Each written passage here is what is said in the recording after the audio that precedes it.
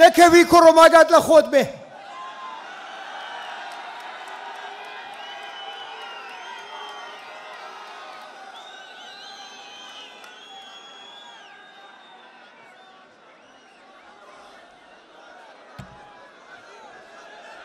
بإجازة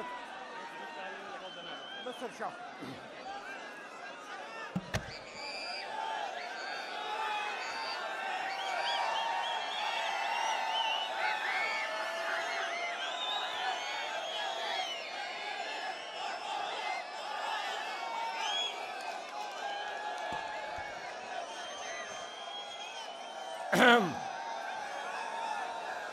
سڵاو گەرمیان،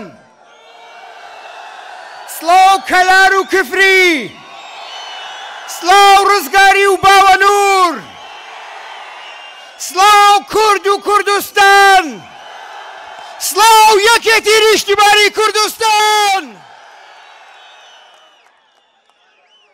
یەکێتی نیشتیمانی کوردستان لە گەرمیانەوە بۆ بەغداد دەڕوات. ئێمە هێزی ئێوەین لە بەغداد، ئێمە هێزی تۆین لە بەغداد. یەک ساڵ پێش ئێستا من لە خزمەتان نابووم، لەوێ پێم وتن کە خزمەتانەکەین. ساڵێکە تیمەکانمان شەو و ڕۆژ هەوڵیان داوە ئەوەی کە بۆتان بکرێت، هەوڵیان داوە جێبەجێ بکەن. ڕاستە جادە دروست کراوە، ڕاستە تۆزێک سەوز بووەتەوە، بەڵام من ڕازی نیم، ئێوەش ڕازی نین. وعد بێ ئەوەی کە ئەتانەوێ بۆتان دابی نەکەین. لە بەغدادەوە زۆر شتمان بۆ ئەکرێت بۆ جەنابتان.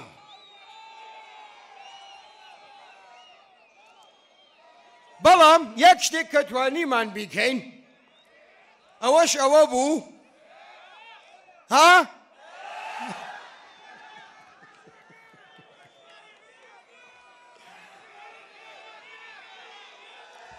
ڕزگاری بوو بە قەزا. ئەوەی کە ئەیڵێین ئەیکەین. کەم شوێن لە کوردستان وەک گەرمیان قوربانی داوە. گەرمیان سەری شەمشیرەکەی کورد و کوردایەتیە. هەموو جارێک وەزنە قورسەکە لەسەر شانی ئێوەیە. بۆیە زەڕوورە ئەم جارە نوێنەرەکانی ئێوە لە بەغداد زیاد بن، نوێنەرەکانی ئێوە لە حکوومەت زیاد بێت. چاوەڕێی نوێنەرەکانتان ئەەکەم، چاوەڕێی ئێوە ئەەکەم، وەکو هەموو جارێک شان بە شان ئێمە بوەستین شەڕ بکەین بۆ ژیانی میلەتەکەمان، بۆ حەق و حقوقی میلەتەکەمان، بۆ کەرامەتی میلەتەکەمان، بۆ بەسیترین شت، بۆ موچەی میلەتەکەمان. ئێوە ساحیبی یەکێتی نیشتیمانی کوردستان، نە ئەمانە. ئەمانە لە خزمەتی ئێوان لەبەرەوەش هەوڵەدەن بچین بۆ بەغداد. ئێمە باش ئەوە ئەزانین، ئێمە قەرزاری گەرمیانین، قەرزاری هەر هەمووتانین. قوربانت بم. ئێمە وەکو یەکێتی نیشتیمانی کوردستان قوربانی و ئازایەتی لە ئێوە فێر بووین. بۆیە ئێستا بە پشتیوانی قەڵای سەوزی یەکێتی نیشتیمانی کوردستان هیچ دوژمنێک و نەیارێک ناتوانێت بەرامبەر یەکێتی بوەستێ. هیچ. 8 ساڵ پێش ئێستا وتم ئێمە لە دوای هیچ حزبێکی تر نابین. نابین.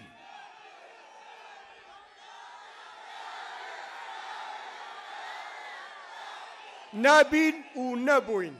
ئێستا ئێمە لە پێشەوەین. حزبانی تر چاو لە ئێمە ئەکەن، چاو لە ئێوە ئەکەن، چاو لە هێزی ئێمە ئەکەن، هێزی سیاسیمان و هێزی عەسکەریمان، چاو لە هێزی دیپلۆماسی ئێمە ئەکەن، چاو لە هێزی عیلاقاتی ئێمە ئەکەن.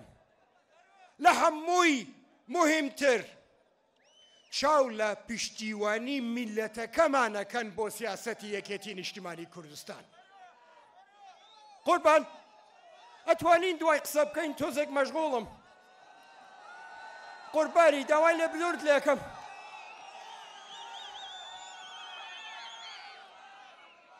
چییە؟ دووبارەی کەمەوە؟ ئەڵێم قەڵای سەوزی یەکێتی!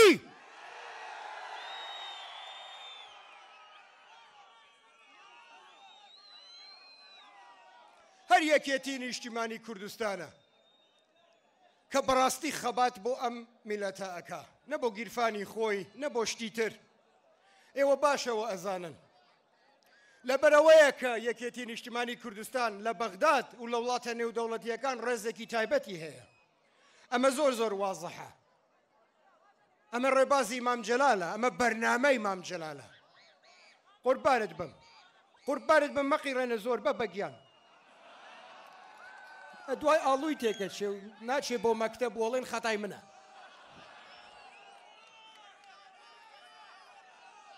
هەر ئێمەین باسی هەر چوار پارچەی کوردستانەکەین. زۆر جار ئێمە باسی شەهیدی حیزبەکانی ترەکەین پێشەوەی خۆیان باسی شەهیدی خۆیان بکەن. نیەتی ئێمە جیاوازە، بەرنامەی ئێمە جیاوازە.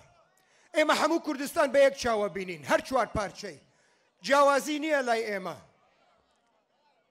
چیمانەوێ بۆ ئێرە، بۆ سلەیمانی ئەمانەوێ، بۆ هەولێر ئەمانەوێ، بۆ دهۆک ئەمانەوێ، بۆ بادیران ئەمانەوێ. ئایا هەموو لایەنێک وایە؟ بەداخەوە فێرە بن یان فێریانەکەین.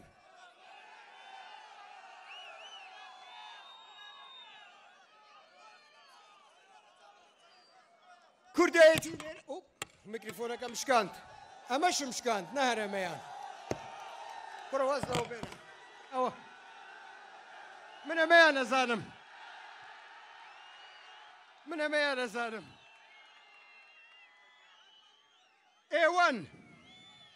ئێوەن یەکێتی نیشتیمانی کوردستانە کە شەڕەکات بۆ کوردایەتی. کێ بەقەر یەکێتی نیشتیمانی کوردستان شەهیدی هەیە؟ کێ بەقەر ئێوە قوربانی داوە؟ نییە. ئێوەن با پێت بڵێم قسەیەک هەیە قوربانت بم وەڵڵا ناتوانم جوابت بەمەوە بە قوربانت بم. ڕسمی چی تۆ لەوەیت و من لێرەم؟ ها؟ چی؟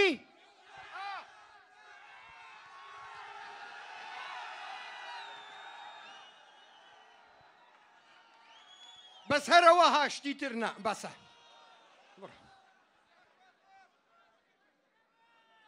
ئەوەی کە ئێمە ئەیڵین جێبەجێیەکەین. هەڤاڵانی عەزیز.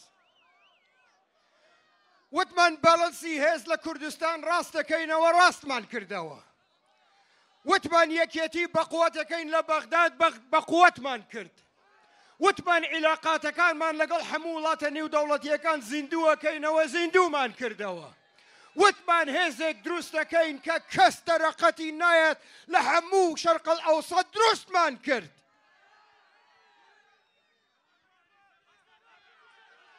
وتمان بەوەی کە نیوەی دنیا بەرامبەرمان وەستا. وتمان کەرکووک سەوزەکەینەوە و سەوزمان کرد.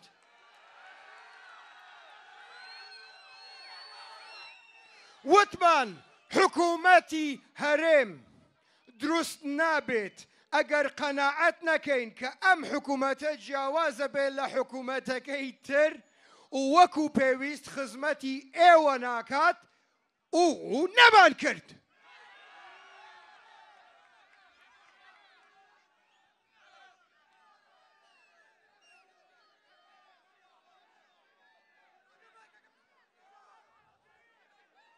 جادەی مەرگ بەڵێزانم وازی لە بێنەوە. ئێستا لە مفاوزاتێکی جددیین لەگەڵ پارتی دموکراتی کوردستان بۆ دروستکردنی حکوومەت. هەدەفی ئێمە هی یەکێتی نیشتیمانی کوردستان پاراستنی هەرێمەکەمانە، خزمەتکردنی ئێوەیە. ئێمە دوژمنی هیچ حزبێک نین. هەرچی حزبێک کە بتوانێ میلەتەکەی پێش خۆی دانێ ئێمە ئامادەین ئیشی لەگەڵ بکەین و دەستمان کراوەیە بۆی ئەوەی کە بەرنامەیەکی تری هەیە ئێمە ناتوانین ئیشی لەگەڵ بکەین خۆشبەختانە تەسەور ناکەم حزبی وا مابێت لە کوردستان بەڵام لێرە وعدێکتانە دەمێ کە حکوومەت دروست بوو نوێنەری ئێوە زیاد دەکات لەناو ئەو حکوومەتە و خەڵکی باشیش ئەنێرین ئەم جارە و مەحاسەبەیانەکەی نەگەر وەکو پێویست خزمەتتان نەکەن بەڵام ئەم جارە جیاوازە بێ و ئەم جارە باشترە بێ ئەم جارە زۆنی ئێمە بەڕاستی سەوزە ئەم جارە و حزبانەی تر کە ئیتر لە حکوومەت ناماون پۆستەکانی ئەوان هەموو وەرەگرینەوە نایدەین بە کەس ڕەحم بە کەس ناکەین پۆستی یەکێتی بۆ یەکێتی بۆ خزمەتی کوردستان بۆ خزمەتی ئێوە بە سزا و پاداشتەوە بە سزایەکی زۆر و پاداشتێکی کەم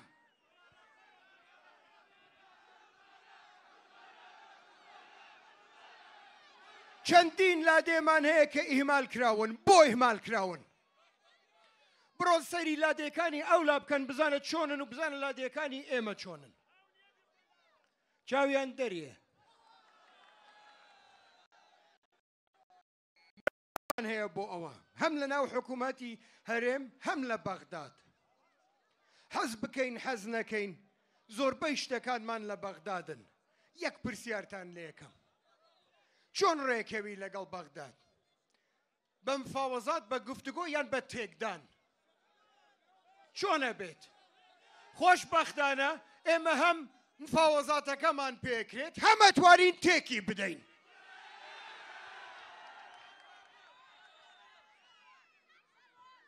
ئەبێ داهاتی خۆتان بۆ خۆتان بێت ڕاستە و خۆ بۆ ئێوە ئەبێ بەکار بهێنرێت ئەو داهاتە ئیش لەسەر ئەمە ئەکەین ئینشەڵڵاش بە زووترین کات ئەخباری خۆشمانە بێ بۆتان کە ئەمە جێبەجێکرێت گەنجانی گەرمیان گەنجە زیرەکەکان گەنجە ئازاکان ئەو دادەیەش تۆش هەر گەنجی قوربانت بم هەزەکەم سەرتان بەرز بێ و ورەتان هەبێ سەرتان بەرز بێت چونکە استراتیژی ئێمە بەرنامەی ئێمە هەر بۆ ئێوەیە دڵنیا بن ئەوەی هەمانە بۆ ئێوەیە بۆ تۆیە و بۆ تۆیە و بۆ تۆیە من هێزی تۆم لە بەغداد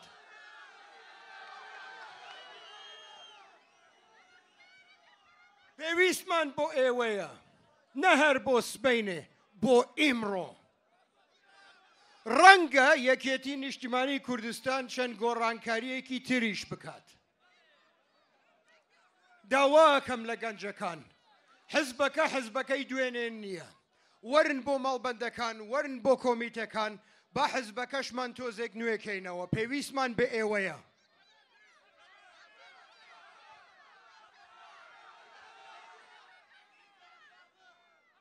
بۆ یەکێتی هەر باسی مادەی 140 بۆچی چونکە ئێوەن ئەوەنە قوربانیتان داوە بۆ ئەو مەنتیقانە چونکە یەکێتیە هەر ئەوەی لە بیر ماوە کە ناچی بۆ بەغداد کە مفاوەزات ناکەیت لە بەغداد کە کەس مەرحەبات ناکا لە بەغداد ئایا چۆن مادەی 140 جێبەجێەکەی چۆن موچەی خەڵک وەرەگری ئەمە چ سیاسەتێکە هەڤاڵان چ سیاسەتێکە خۆشبەختانە ئێمە ئەوە تێگەیشتووین گۆرە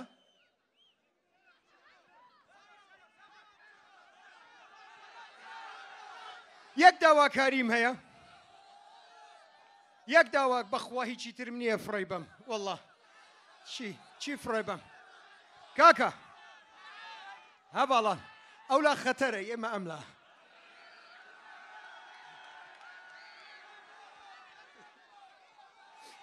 یەک داواکاریم هەیە لێتان خۆتان دەزانن کێ ئیشی پێکرێ لە بەغداد خۆتان دەزانن ئەم هەڵبژاردنە چەند گرنگە مەیەڵن ڕەفیقەکانتان وا بیر بکەنەوە کە مهم نییە با دەنگ نەدەین نەخێر کێ ئەیناسن بی بەنە سەر سندوقەکان سندوقەکانمان بۆ سەوزکەن سندوقەکانمان بۆ سەوزکەن چەند کورسیمان زیاتر هەبێ هێزەکەتان لە بەغداد بەقووەترە بێ چەند دەنگمان زیاتر بێ ئەوەی کە پێمانەکرێ بۆتان زیاتر ئەتوانین بۆتان بکەین داواتان لێ ئەەکەم بڕۆن هەموو سندوقەکانی گەرمیان سەوزکەن هەی قەڵای سەوزی یەکێتی نیشتیمانی کوردستان ئێمە لە خزمەتی ئێوین ئێمە لە خزمەتی ئێوین سندوقەکانمان بۆ سەوزکەن ئێمە لە خزمەتانین ئێمە هێزی تۆین لە بەغداد بەڵام وەک هەموو جارێک گەرمیان هێزی یەکێتیە قوربانتان بم بڕۆن سەوزیکەن زۆر سپاسدارەکەم زۆر سپاسدارەکەم بە ناوی خوای گەورە و مێرەبان بۆ پێشەوە بۆ سەرکەوتن بۆ بەغداد